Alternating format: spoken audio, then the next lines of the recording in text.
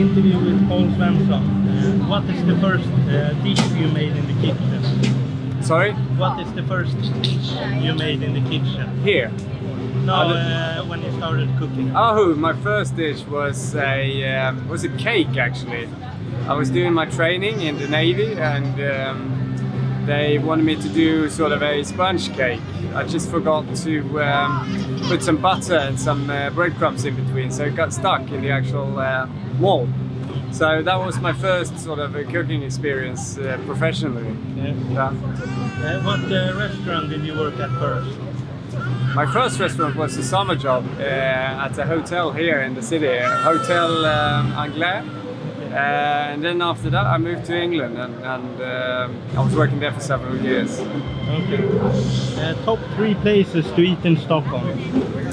There's so many good places in Stockholm, but I would say my favorite restaurant is Restaurant Volt, out of the perspective of fine dining. And if you want something, you know, more easygoing, I would go to Calf and Hansen. They have the most amazing fast food. Really sort of, you know, price-worthy, and they only work with local and organic products. Okay. What else? Let's see. I think Fotografska is a great place, actually. Top place to eat in the world, if you can only pick one? I would say Blue Hill at Stone Barns is one of my favorite places out of so many different perspectives. But they work in a circular way without losing any pleasure and are actually pushing sort of the frontier so much further ahead than any other restaurant in the world. Okay. What is the most common mistake you see people do in the kitchen? The most common mistake is to choose the wrong products.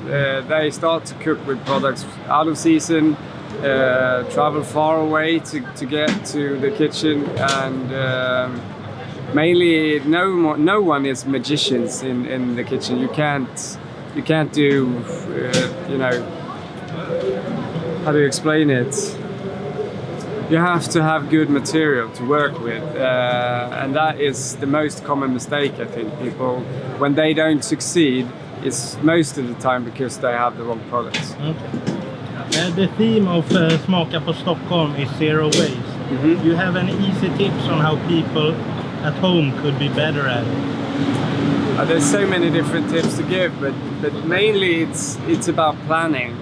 To not throw away that much food as we do as consumers today is about planning. When you go shopping, you need a shopping list and shop out of the perspective of how many people is going to eat, and don't shop more than you need, really. That's the first tip. The second tip is if you have too much food in your fridge, make sure you transfer it into a product which you can freeze or ferment or pickle, or actually just do into a really good dish. But the most important thing is to sort of take your time when you realize you have a lot of food that will reach its due-by date or it's going to go bad, to preserve it in one way or the other. And it's so easy to do sort of, you know, stir-fried vegetables. Just chop them up, put them in a bag, freeze them and bring them out when you need them. What else? Don't peel anything. You know, all the products you have in your fridge, you can always use the skin for something. You know, if we're talking about root veggies, you actually are peeling away flavor. So you're not peeling away some dirty skin, it's flavor you're peeling away. So stop peeling, throw away the peeler. That's a good way to reduce your food waste. Very good tips. Is there any food trend you wish we had skipped? Oh, there's so many, but I would say the textura trend with a lot of different sort of really fishy sort of powders that we put into things to give them a sort of interesting texture, which might be poisonous, was a really bad trend in a way.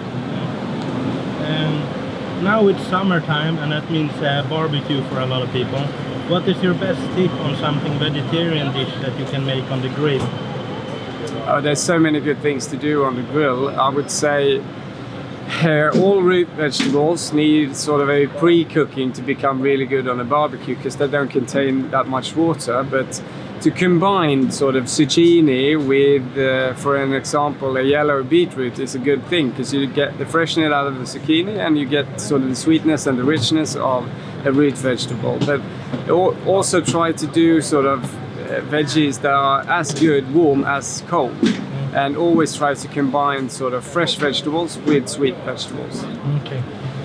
If you could only eat one dish for the rest of your life, what would that be? I think boiled potatoes with butter. Yeah. That was all the questions I had. Yeah. Thank you very much. Thank you.